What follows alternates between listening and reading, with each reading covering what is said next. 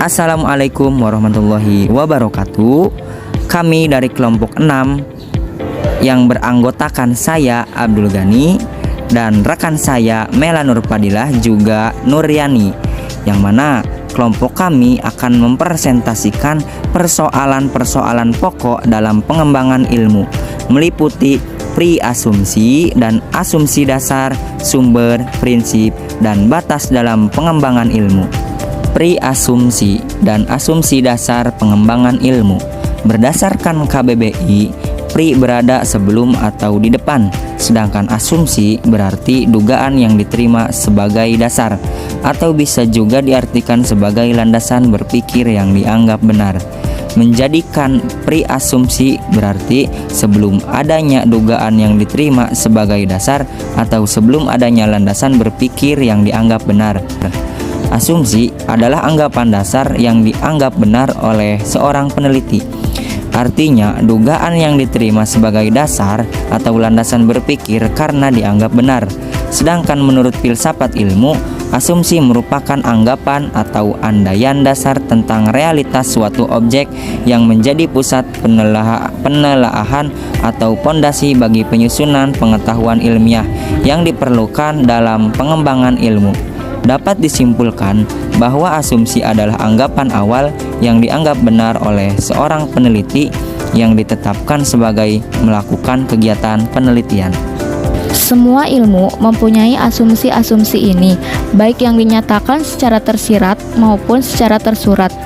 Contohnya, antara ilmu sains dan ilmu sosial. Ilmu ekonomi atau salah satu cabang ilmu sosial, asumsi dikenal dengan istilah ceteris paribus.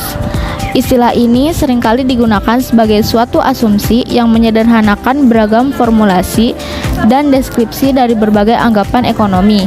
Contohnya, asumsi akan harga suatu barang dinyatakan bahwa harga barang akan meningkat ketika permintaan terhadap barang tersebut meningkat. Pengembangan ilmu.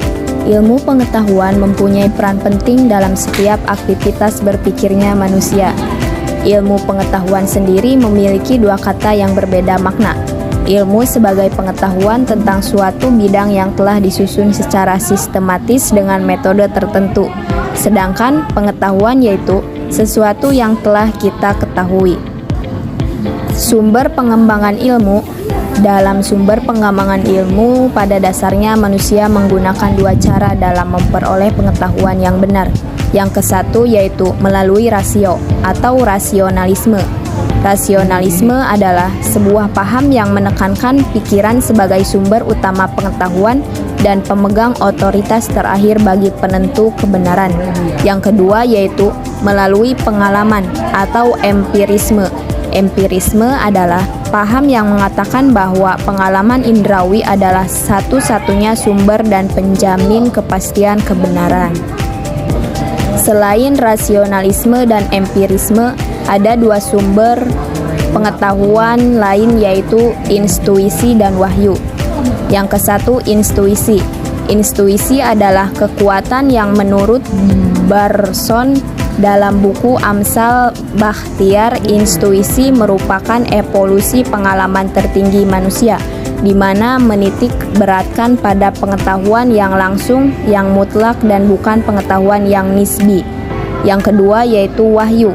Wahyu adalah pengetahuan yang diterima para utusan Tuhan tanpa upaya dan usaha yang payah. Pengetahuan mereka atas kehendak Tuhan. Tuhan mensucikan jiwa mereka untuk memperoleh kebenaran. Selanjutnya yaitu prinsip pengembangan ilmu. Yang pertama, filsafat ilmu pengetahuan merupakan kawasan yang tidak termasuk bidang keilmuan yang bersifat otonom. Yang kedua, filsafat ilmu pengetahuan berperan dalam pembicaraan tentang pengembangan ilmu pengetahuan, yaitu terutama pada dimasukkannya pertimbangan nilai-nilai etik, sehingga konsekuensinya juga berpengaruh pada penerapan ilmu pengetahuan.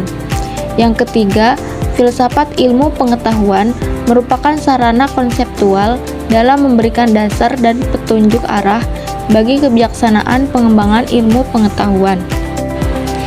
Yang keempat yaitu pengembangan ilmu pengetahuan yang berdasar pada sistem filsafat Pancasila bersifat terbuka. Penyerapan unsur dari luar dan penerapan hukum-hukum ilmiah dari luar harus tidak menghilangkan sifat dasar dari kepribadian bangsa Indonesia. Yang terakhir yaitu yang kelima, ilmu pengetahuan dan hukum-hukum ilmiahnya yang berasal dari luar harus dijadikan unsur yang serangkai dan memperkaya sistem filsafat Pancasila. Batas-batas pengembangan ilmu. Ilmu memulai penjajahannya pada pengalaman manusia dan berhenti pada batas pengalaman manusia. Jadi, ilmu tidak mempelajari masalah surga dan neraka, dan juga tidak mempelajari sebab musabab kejadian terjadinya manusia, sebab kejadian itu berada di luar jangkauan pengalaman manusia. Menurut Jujun, tahun 1990, halaman 91. Fungsi ilmu itu sendiri dalam kehidupan manusia, yakni sebagai alat pembantu manusia dalam menanggulangi masalah yang dihadapi sehari-hari. Baik, kami cukupkan presentasi kali ini. Terima kasih kepada teman-teman yang telah menyimak video kami dari awal hingga akhir. Juga terima kasih kepada dosen pembimbing, yaitu Bapak Dr. Andes Haji Iwan MAG. Mungkin cukup sekian dari kami, kurang lebihnya mohon maaf. Billahi taufiq wal hidayah. Wassalamualaikum warahmatullahi wabarakatuh.